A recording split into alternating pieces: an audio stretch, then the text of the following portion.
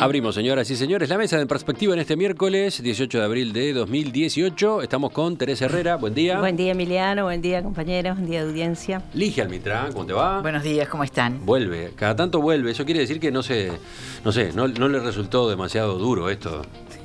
¿Se va acostumbrando a esta experiencia? De a poco. Sí, de a poco, bueno. Guillermo Fossati, buen día. Buen día, ¿qué tal? ¿Cómo les va? ¿Cómo andan? Y Gabriel Mazarovich. Muy buenos días. ¿Todo bien? Emiliano y a la audiencia. Muy bien. Vamos con el primero de nuestros temas. La profesora Celsa Puente presentó renuncia este lunes al cargo de directora general del Consejo de Educación Secundaria. Lo hizo a la salida de una reunión con el CODICEN, que la había citado para escuchar su versión sobre su reciente viaje al exterior, que duró 18 días, 7 más que la licencia que se le había concedido. Las autoridades consideraron insatisfactorias sus explicaciones y le solicitaron la dimisión. Ayer, en una entrevista en Océano FM, Puente destacó que tiene más de 50 días de licencia acumulada. Quiero que los uruguayos sepan que yo tengo 56 días de licencia anual reglamentaria acumulada, porque yo me he dedicado en cuerpo y alma al Consejo de Secundaria desde el 13 de enero del 2014 en que fui nombrada para este cargo. Si bien desde el CODICEN, presidido por Wilson Neto, se ha reconocido el trabajo desarrollado por la profesora Puente y se ha informado que volverá ahora a desempeñarse como inspectora, las autoridades de la ANEP llevaban en realidad varios meses manifestando discrepancias con su estilo de conducción. Esto era algo esperado, comentaron varios integrantes del CODICEN y también jerarcas de secundaria. ¿Qué importancia le dieron a este episodio, Guillermo? Tú que estás en los temas de la educación, ¿qué decís? Sí, obviamente lo más curioso es que se esté argumentando que la razón por la cual se le pide la renuncia es porque llegó una semana después. Ella pidió 2 semanas y se le otorgó una semana, ¿no? Las razones se deben a vínculos, a temas de poder, a que efectivamente ella tiene un estilo por el cual pone su impronta, hace un poco lo que quiere. Hay toda una cantidad de aspectos vinculados a la manera en la cual ella entiende que debe ejercer su función, que choca con el CODICEN entendiendo que muchas cosas las hace de manera inconsulta, ¿no? Sí, hay un problema de fondo que estaba dado de esa manera. Lo que a mí me llama la atención es que esto no salga, no se explique, no se diga los motivos reales por los cuales, porque se deja implícito, de alguna manera se dice, pero no se entra a profundizar. Lo dijo ella misma y quedó dicho en las declaraciones de distintos integrantes del CODICEN. Neto siendo el más prudente, que no se pronunció al respecto más que con ese enunciado general que tuvo que dar para explicar por qué se le pedía la renuncia, pero el resto de los integrantes del CODICEN sí entraron a hablar un poco del estilo de Celsa Puente en su manera de proceder, y que eso fue un poco lo que ya... es más, ella señala, hace una declaración en la cual se fue de viaje ya sabiendo que el problema estaba instalado, incluso tuvo una charla adentro de Asamblea Uruguay, creo que expresando que este tema estaba... Algunos plantean que es un problema de índole política entre el mujiquismo y el Fondo de Liberación, el Frente Liga Sereni. Sí, hay todo tipo de interpretaciones. Todo tipo de interpretaciones, ¿no? Y eso surge cuando, en definitiva, restringís gran parte de la información que deberías dar de por qué eventualmente entendés que a ella le llegó, algunos hablan, se terminó el ciclo de Celsa Puente. Bueno, digo, se terminó el ciclo. ¿Por qué se terminó? Yo no digo que no, porque ella tiene esa manera de ser en la cual hace poco entró incluso a desmerecer, entre comillas, lo que va a ser un aporte que todavía ni siquiera lo conoce, que es el libro abierto de EDUI 21, señalando concretamente que son cosas que ya se están haciendo. O sea, esa manera de ser es antipática, no cabe ninguna duda, ¿no? Antes, en su buen momento, señalaba que la elección de horas pasarla a 2 años, cuando era una propuesta que estaba metida dentro del programa del Partido Nacional. Ella decía que quería implementarse, y cosa que ya estaba vigente, dijo en un momento que eso lo hizo en el 2015, después terminó por decir que no era así, y al final terminó por decir que tampoco se iba a cumplir.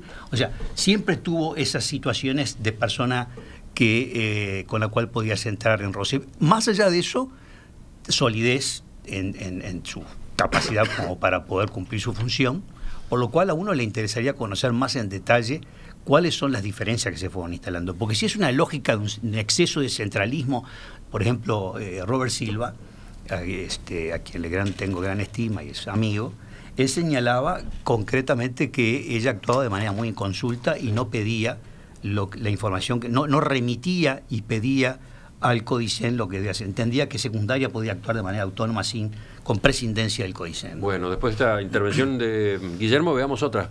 ¿Teresa?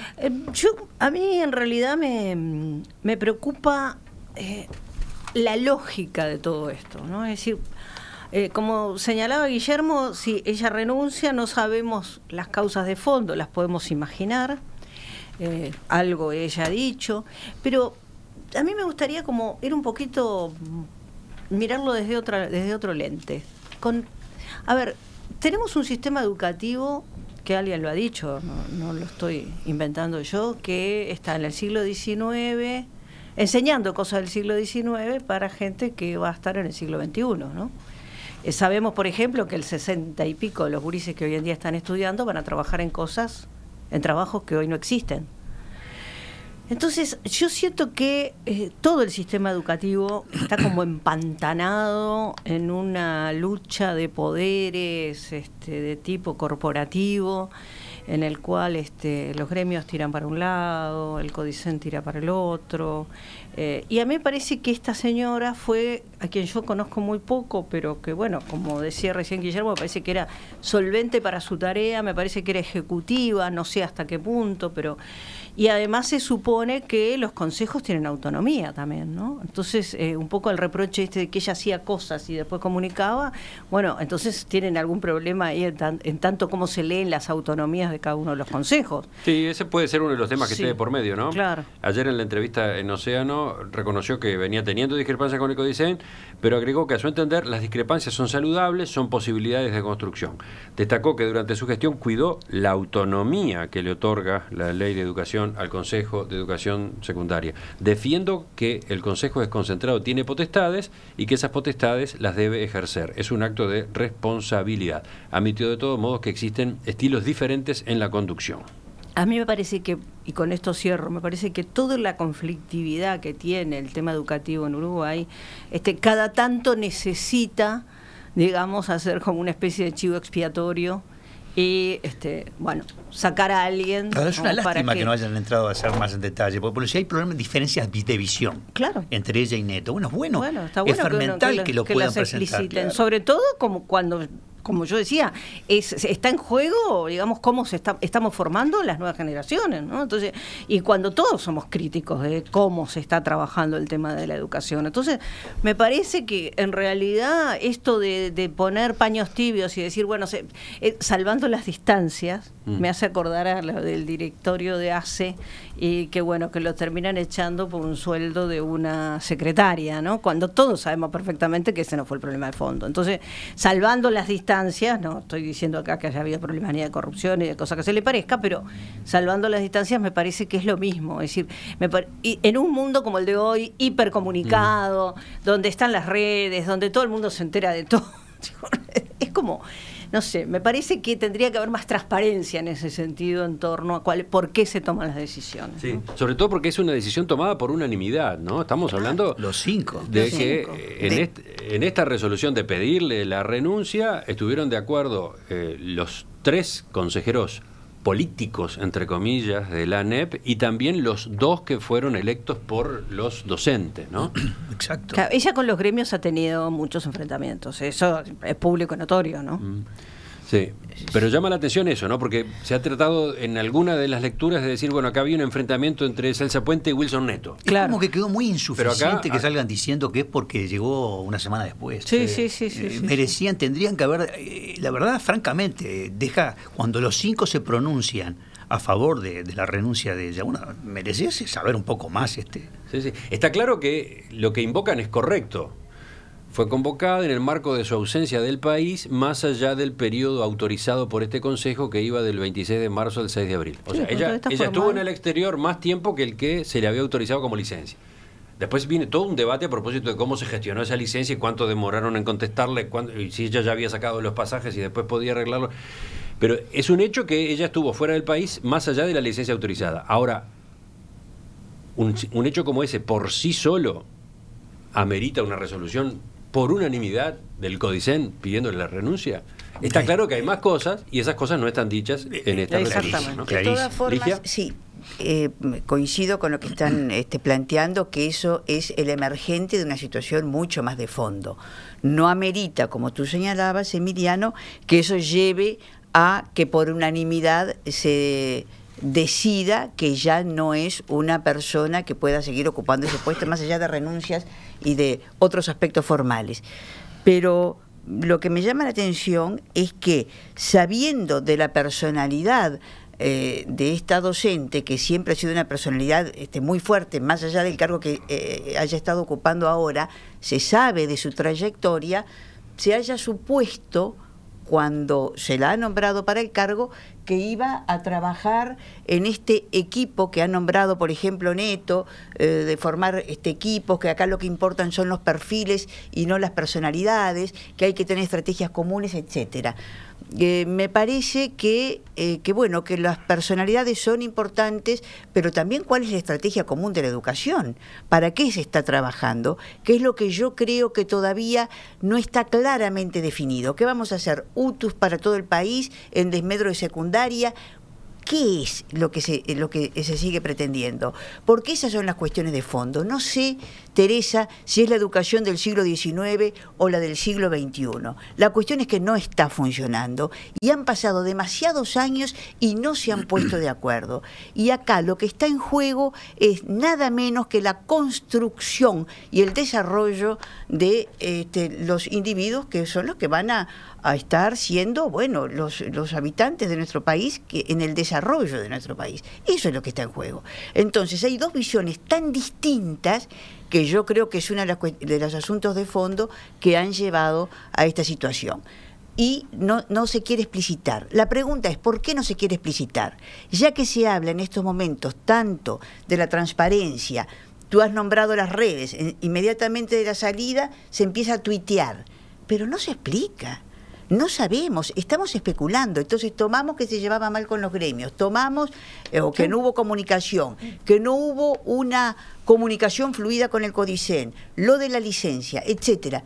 Pero ¿qué es de fondo lo que ha sucedido con una explicación madura, comprometida? Repito el tema de la transparencia, aunque ahora esté un poco devaluada, para saber y hacernos una composición de lugar de lo que está pasando con esto, que es una bandera tan repetida de educación, más educación, ADN de la educación, el José Pedro Varela de la educación, como es Neto, etcétera, etcétera. ¿Qué hacemos con todo esto? Está primando el botín electoral, el poder. Gabriel, tú volviste ayer de Brasil, ¿no? Volví, sí, anteayer. Anteayer. ¿Te encontraste con esta noticia? ¿La entendiste ya? No mucho, ¿no? En realidad, pero a mí me parece dos o tres cosas, estando de acuerdo con varias de las cosas que se han dicho acá. Primero, me parece que simplificar mucho, plantear como han planteado algunos, que esto es mujiquismo versus actorismo. Me parece una simplificación muy grande. Porque entre otras cosas, y también la relación con los gremios, ¿no? Porque los representantes de los trabajadores en el CODICEN, Robert Silva no responde a la línea de los gremios, ¿no? Y sin embargo está de acuerdo junto con la representante de más gremial en la cuestión. Y la representante de los trabajadores en secundaria defiende a Celsa Puente, ¿no? Entonces, es bastante más complejo que hacerlo con la simplificación de que esto es Mujica o Miri Filgueira contra Neto. Y lo otro que a mí me parece por lo menos que tenemos que es como otras veces que nos han planteado que faltan cosas, ¿no? Yo recordé el último debate acá cuando Teresa tiraba la edad de la muchacha que estaba involucrada cuando hablamos del femicidio, y después descubrimos que la edad era un problema central, ¿no? Centralísimo, que no se había dicho. Y a mí me parece que aquí faltan tantos. Yo tengo una posición muy de seguir los temas, porque por ejemplo yo tengo una posición filosófica contraria a que exista el CODICEN, ¿no? O sea, he pasado toda mi vida de militante estudiantil luchando contra el CODICEN, ¿no? Y un invento de centralización para quitarle autonomía a los consejos. Ahora, la verdad es que el CODICEN existe, ¿no? Y a veces quienes reclaman más autonomía al final terminan defendiendo el centralismo, ¿no? Por ejemplo, Filgueira y Mir, con los que yo tengo mucha diferencia, pero los respeto mucho personalmente y sé que saben mucho, pretendían hacer la reforma educativa desde el Ministerio de Educación y Cultura, que no se debería, ¿no? Tenían cargos que no deberían meterse en la autonomía de la educación. Y sin embargo hablaban después de la autonomía de los directores de los liceos. Entonces... Esa es una anomalía institucional que tenemos en el país. Por eso, pero lo que digo es que... Comparando el mundo entero, te das cuenta que el ministerio... No puede ser que el ministro de Educación y Cultura está pintado. No tiene nada que ver con la educación. Yo comparto esa visión. Lo que digo es que cuando planteamos todas las discusiones se mezclan muchos planos que al final terminamos con posiciones defendiendo cosas contradictorias con nuestra filosofía de lo que decimos en la educación. Y en este caso a mí me parece que hay una cuestión, porque además hay un antecedente. Cuando Tinetto, el anterior, se fue de licencia, también reglamentaria, en el medio de un conflicto, el reclamo generalizado y con tapas en todos los diarios era que lo echaran, ¿no? Cosa que no pasó. No, se fue y ahora es al revés, o sea, ¿no? Entonces, digo, para ver todo el proceso de discusión que ha tenido con la educación. Sí comparto que esta dilucidación de una resolución por unanimidad en un consejo además tan variopinto como el Codicen no se da por una licencia. Eso está clarísimo y me parece que está bueno que la discusión se dé con toda esta complejidad, porque está buena, porque si no se reduce a cosas superficiales que no explican el fondo del asunto. Ayer en sus declaraciones Celsa Puente tiró otra pista, pero pasa que lo que estamos teniendo es una suma de pistas, ¿no? Suma de interpretaciones posibles, elementos que han estado pautando la relación entre ambos en los últimos meses. Ella dice que existen estilos diferentes de conducción. Creo que liderar un organismo del porte que tienen estos organismos que lideramos tiene que ver con generar un andamio básico de ideas importantes y habilitar después a que la gente haga, cree, innove, proponga, mientras otros tienen una impronta más centralizada. Son miradas. Algunas personas creen que para todo hay que pedir permiso. Claro, deja entrever el problema de fondo, ¿no? El problema, a ver, a mí me parece que hay una cosa que en cuanto se diseña este esquema actual de la educación, yo comparto totalmente que a mí me parece que la educación, la estructura de la educación en Uruguay es disparatada, ¿no? No tiene sentido. Y me parece que lo único que hace es trancar en lugar de permitir avanzar y perspectivas y por el estilo. De todos modos, tú, Gabriel, decías que cuando cuando se fueron Filgueira, se fue Mir y todo. Y bueno, en realidad, si lo que se pretendía era que Mir y Filgueiras hicieran cambios en la educación, todos tenemos claro que con esta estructura actual no era el Ministerio de Educación el lugar donde había que ponerlos. En todo caso, los tendrían que haber puesto en el Codicen. Porque guste o no guste, como diría mi querido amigo Manino Mercader, el ministro de Educación o la ministra, según sea el caso, reina pero no gobierna. Por lo tanto...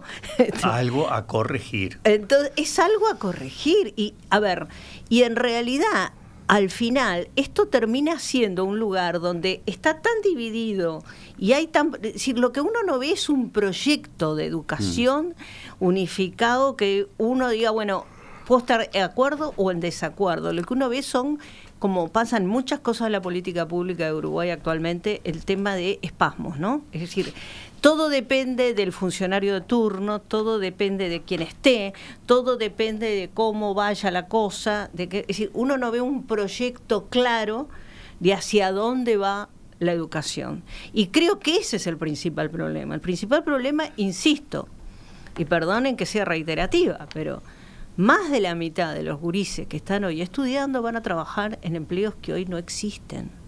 Entonces, si no tenemos una educación que atienda a esto, en realidad... El 65% de los chiquitos que entran en el primer año de escuela de primaria van a estar eventualmente trabajando en el futuro en trabajos que todavía no existen. Claro, por eso que no hay, que no existen, que no, hoy en día no existen, no los conocemos. Entonces, realmente, si no tenemos en cuenta que ese es el mundo que nos toca y no pensamos que la formación tiene que tener en cuenta esto, estamos mal. Y yo veía algunas otras discusiones subyacentes, que si las aulas comunitarias sí o las aulas comunitarias no, que si cubrían o no cubrían la integralidad de los, ¿no? Las discusiones que han habido en torno a los liceos que están en los lugares peores de Montevideo en términos de deprivación socioeconómica y de vulnerabilidad, y lo exitosos que han sido, y qué pasa con los otros liceos. Entonces, a mí me parece que todos esos temas son temas que es como pedacitos de un asunto, como no, como mosaiquitos, pero no es el problema de fondo. Habría que ver si el déficit proyecto que tenía secundaria, déficit económico que tenía secundaria, no está de alguna manera también detrás de eso, por la cual Celsa Puente tomó la decisión de manera inconsulta con el CODICEN de cerrar las aulas comunitarias. También cerraron el programa, prácticamente cerraron el programa de educación sexual, ¿no?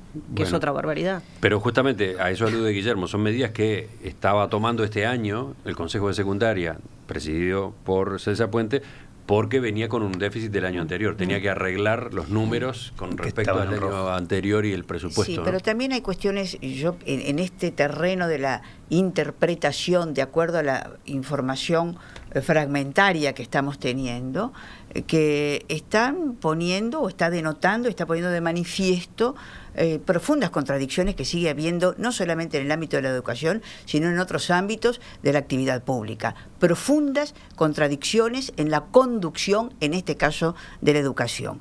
Porque más allá de coincidencias o discrepancias con Puente, se tendría que haber puesto o tratado el tema desde otro lugar, de otra manera, porque si hay temas de presupuesto, pues planteemos el tema de presupuesto como debe, como corresponde. No se ha hecho, por lo menos que sepamos, no se hizo, no ha trascendido de esa manera. Y cuando tú dices, Guillermo, y dice Teresa, que van a haber 60% de... 65%. Bueno, resulta que también hay otros estudios que señalan que las personas que no sepan resolver problemas van a perder fuentes de trabajo casi en un 50%, que se llama, porque van a ser robotizables, porque los meros ejecutores de trabajo serán en el futuro robotizables. Aquellos que puedan resolver este problema serán los que puedan mantener fuentes de trabajo o acceder a fuentes de trabajo nuevas. Y para eso se necesita el desarrollo de la inteligencia, por el método que sea, la capacidad de poder comprender, interpretar y transformar el mundo. Y en eso tiene que estar basada la educación. Y de acuerdo a las pruebas PISA, por ejemplo, acá no podemos. A los resultados de las pruebas PISA. Sí, perdón. Sí. Gabriel, falta Gabriel y vamos completando. No, yo breve. Yo creo que el debate educativo es un debate central. Estoy absolutamente de acuerdo. Creo que el tema por ejemplo, de la necesidad de una educación politécnica es un debate en el mundo entero. Y creo que la UTU se ha expandido enormemente. Yo soy orgulloso egresado de la UTU, que ya no se llama más UTU, pero el nombre actual es tan difícil que yo le sigo diciendo UTU. Educación Técnico Sí, por eso. Le sigo diciendo a la vieja y querida UTU que... No, pero volvamos a Celsa Puente, porque ese era nuestro punto de partida. Por eso, ¿no? El problema es, yo no creo que esto dependa de la continuidad o no de Celsa Puente, ¿no? Me parece que es más interesante el debate emergente, si bien el tema de Celsa Puente es emergente, el debate emergente a través de la situación de Celsa Puente que Celsa Puente en sí. Y me parece, quiero terminar con una cuestión, me parece que hay un debate muy, muy interesante, lo reitero, sobre el tema de centralización, y no. Porque a su vez que no Guillermo, pero digo, en el caso de otros compañeros, incluso del Frente Amplio con los que he debatido, demandan más posibilidad de poder central para el Ministerio de Educación y para secundaria, y a la vez más independencia para los directores de los liceos. Entonces hay un cruce ahí interesante de debate de cuánta centralización y qué opinaba Celsa Puente y qué opina Neto sobre esto. Quizás lo grave sea que a esta altura del partido todavía eso sea discusión, ¿no? Pero que es pasen los años y eso sea materia de debate, no se llegue a un acuerdo y por lo tanto a cada rato aparezcan roces e inconvenientes, ¿no? Uno de los aspectos que siempre se destaca en esto y que está asomando acá es el factor humano, ¿no? Es decir, porque se pueden tener, ahora por ejemplo va a aparecer el libro abierto de EDUI 21. Entonces tú tenés una propuesta escrita donde hay una visión, donde hay cambios que se plantean, hay cambios a nivel institucional, hay cambios a nivel de metodología de enseñanza, hay varios tipos de cambios que se están implementando allí. Pero luego lo tenés que implementar, lo tenés que llevar al plano de lo real, concretamente, donde tenés dinámicas humanas complejas que eventualmente te hacen que hay una distancia entre la idea que uno puede tener y la capacidad efectiva de implementarla y llevarla con éxito adelante, ¿no? Pero hay que entender que esto es parte de la realidad, no se puede entender. Cuando se habla de descentralización, por ejemplo, o de autonomía, de mayor autonomía para los centros educativos, estas cosas no se decretan, son procesos que se van haciendo, son dinámicas complejas que hay que entenderlas. Caso contrario, después la idea puede ser buena, pero te termina fracasando. Dice uno de nuestros oyentes, escuchen esto, la mesa está igual que el Codicen, bla, bla, bla. Amplia mayoría sabe que la educación está muy mal y seguimos sin hacer nada. A nadie se le cae una idea. Horizonte tormentoso. Eso es falso también, de que a nadie se le cae una idea. Porque en realidad yo lo que veo fundamentalmente es la distancia enorme que existe entre las ideas y la implementación efectiva de las ideas.